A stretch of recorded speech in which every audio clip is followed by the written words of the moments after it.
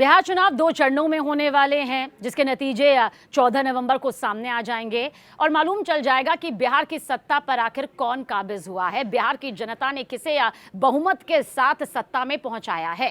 लेकिन उससे पहले वार पलटवार जुबानी तौर पर जमकर हो रहे हैं, खूब हो रहे हैं।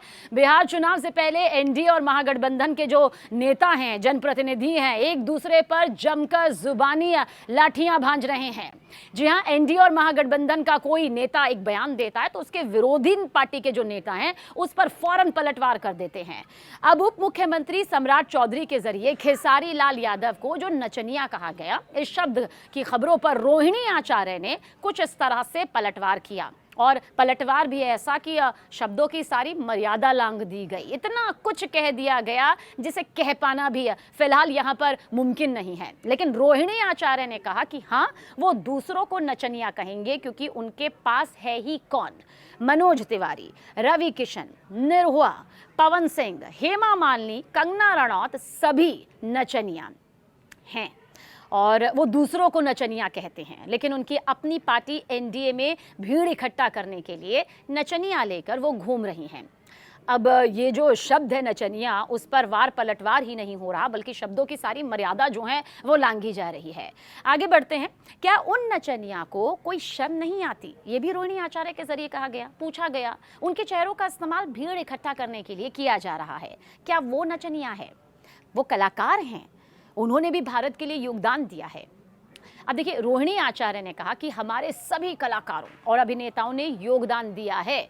इतनी अच्छी फिल्में बनती है, हर जगह 2 तरह के लोग होते हैं, अच्छे और बुरे। बीजेपी में भी सभी बुरे लोग आते हैं, ये उनके जरिए कहा गया, और अच्छे बन जाते हैं। सामूहिक बलात्कार करने वाला प्रज्वल रेवन्ना अब ठीक है। आसाराम बापू, राम रहीम, ये सभी लोग अच्छे हो गए हैं। क्या कोई कलाकार को नचनिया कह सकता है? ये रोहिणी आचार्य के शब्द हम आपको बता रहे हैं। सवाल दाग रही हैं, वो पूछ भी रही हैं और साथ ही भाजपा का या फिर यूं कहिए कि एनडीए पर पूरी तरह से हमलावर रुख अख्तियार कर रही हैं।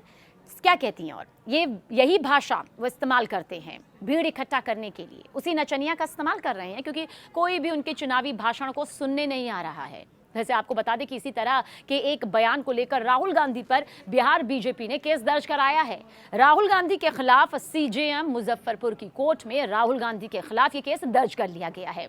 सकरा की सभा में दरअसल प्रधानमंत्री नरेंद्र मोदी पर किए गए अमर्यादित टिप्पणी को लेकर ये केस दर्ज हो चुका है। अधिवक्ता सुधीर कुमार ओझा ने सीजेएम की कोर्ट में परिवाद दर्ज कराया है। राहुल गांधी ने पीएम मोदी को वोट के लिए नाचने की बात कही थी। क्या बुलाइए, मंच पर बुलाइए और वो वोट लेने के लिए नाच भी सकते हैं, ये उनके ज़रिए कहा गया। जिसके बाद आमने सामने यहाँ पर पक्ष विपक्ष पूरी तरह से सामने आ गया और इस मामले में देखिए 11 नवंबर को अब अगली सुनवाई भी यहाँ पर होनी है। इतना तय है कि जिन शब्दों का इस्तेमाल अब बिहार की सियासत में जनता का वोट पाने के लिए किया जा रहा है, वो अपनी मर्यादाओं को लांघते हुए नजर आ रहा है। इस वक्त एनडीए की सरकार है, स्टार प्रचारकों की फहरिस्त जो है वो बिहार के चुनावी मैदान में बड़े फौज के तौर पर उतरी हुई है। सत्ता पक्ष विपक्ष सबकी रणनीति ऐसी है जिसमें न सिर्फ चुनाव प्रचार प्रसार के दौरान उम्मीदवारों के लिए वोट मांगना है बल्कि